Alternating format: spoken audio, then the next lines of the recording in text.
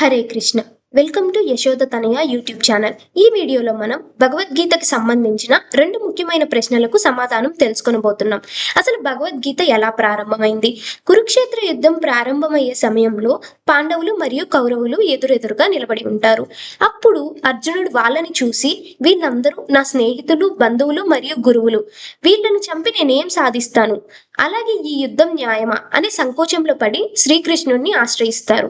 అప్పుడు శ్రీకృష్ణుడు అర్జునుడికి బోధించిన తన కర్తవ్యం, ధర్మం, ఆత్మజ్ఞానం మరియు కర్మయోగమే ఈ భగవద్గీత. అలాగే భగవద్గీత అనేది శ్రీకృష్ణుడు అర్జునుడికి బోధించినట్లయితే గీత ప్రారంభంలో ధృతరాష్ట్రుడు ఎందుకు ఉన్నాడు? భగవద్గీత మొదటి శ్లోకమే ధృతరాష్ట్రుని మాటలతో ప్రారంభమవుతుంది. దీనికి ముఖ్యమైన కారణాలు, ధృతరాష్ట్రుడు కళ్ళతోనే కాదు మనసుతో కూడా అంధుడే. ఎందుకంటే తన కుమారులు చేస్తున్నది తప్పు అని తెలిసినా, వాళ్ళు అధర్మం వైపు ఉన్నారని తెలిసినా వాళ్ళని తను సమర్థించాడు.